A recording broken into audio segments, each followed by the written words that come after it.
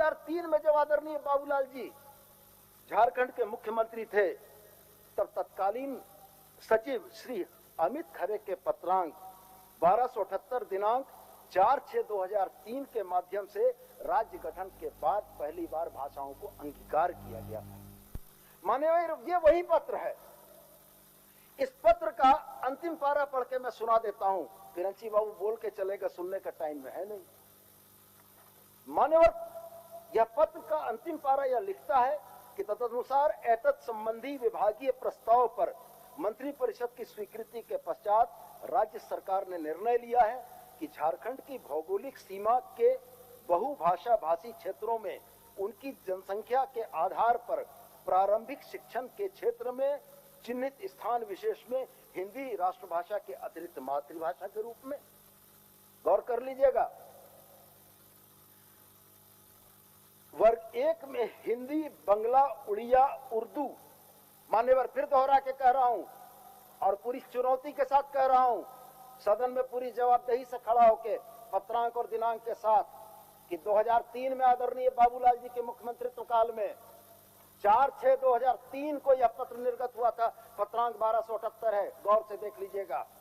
यह स्पष्ट लिखता है मान्यवर, हिंदी, बंगला, उड़िया, उर्दू, संथाली, उराव, हो, मुंडारी, खड़िया, खोरठा, कुरमाली तथा एंग्लो इंडियन समुदाय के लिए अंग्रेजी भाषा के माध्यम से शिक्षण होगा।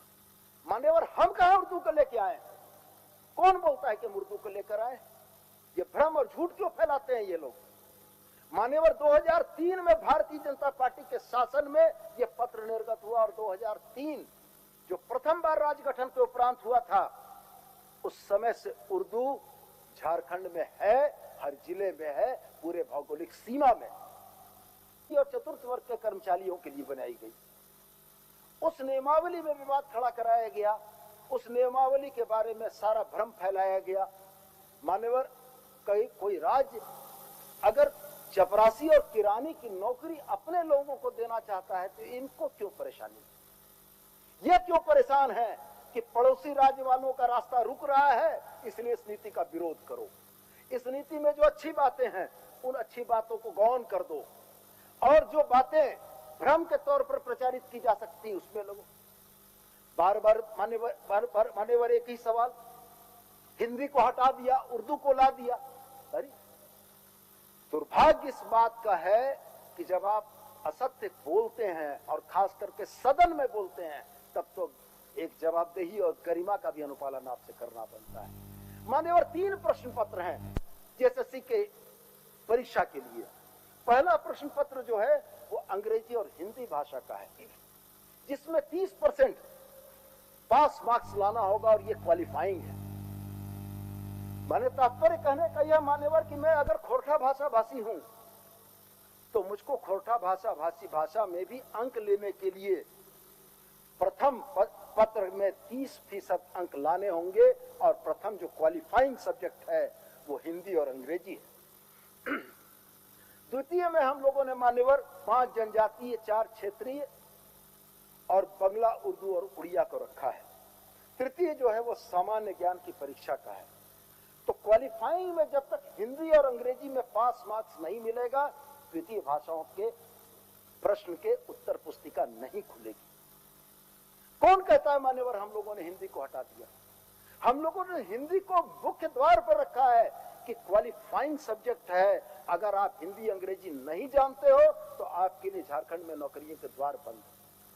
ये तमाम प्रयास मान्यवर सिर्फ इसी बात के लिए हो रहा है कि हम लोगों ने किसी भी भाषा की कोई उपेक्षा नहीं की। धार्मिक आधार या किसी भी आधार पर हम लोगों ने किसी को लाभ पहुंचाने का प्रयास नहीं किया है। लेकिन मान्यवर एक बात जरूर सच है कि हम लोगों ने यह जरूर प्रयास किया है कि झारखंड के आदिवासी और मूलवासी बच्चों को राज्य की नौकरियों में अधिकाधिक प्रयास मिले, और ये प्रयास हम लोग तब तक करते रहेंगे जब तक हम लोग झारखंड की राजनीति में झारखंडी हितों के सबसे बड़े पहरुए हैं। मान्यवर, क्षेत्रीय और जनजातीय भाषाओं के बारे में मान्यवर इनका जो सम्मान है वो आपके समक्ष और मैं लाना चाहता हूं। मान्यवर, ये अधिसूचना है भाजपाई मित्र लोग चाहेंगे तो मैं एक कॉपी भी दे दूंगा उनको, बोलिएगा, मनन करने का काम में आएगी, चिंतन करने काम में आएगी आपके। मान्यवर, यह अधिसूचना संख्या 274 है, दिनांक 21/1/2015। इसमें हमारी क्षेत्रीय भाषाओं का और हमारी जनजातीय भाषाओं का जो सम्मान भारतीय जनता पार्टी ने किया है, वो देखने और काबिले गौर करने के लायक है। मान्यवर, यह गृह विभाग के द्वारा निकला हुआ पत्र है। मान्यवर, 21/10/2015, पत्रांक मैंने आपको 274 बताया। इसमें यह अधिसूचना यह कहती है कि क्षेत्रीय और जनजातीय भाषाओं में 0 से 30% जो अंक लाएगा उसकी मेधा सूची में 0 जुटेगा। हमारी क्षेत्रीय और जनजातीय भाषा है मान्यवर, हमारी मातृभाषा, उसमें 0 से 30% हम लाएंगे तो मेधा सूची में 0 जुटेगा। और अगर हम 100% ले आएंगे तो कुल 7 अंक जुटेंगे मान्यवर। और इनका भोजपुरी मैथिली में देने वाला जितना अंक लाएगा मेधा में उतना जुटेगा। मान्यवर, आपके माध्यम से मैं इनको बताना चाहता हूं, हमारी भाषाएं हमारा अभिमान है। हमारी भाषाओं को जिस तरीके से, हमारी भाषाई निपुणता को जिस तरीके से आपने अपने पैरों के तले रौंदा है ना, झारखंडी जनता भी देख रही है।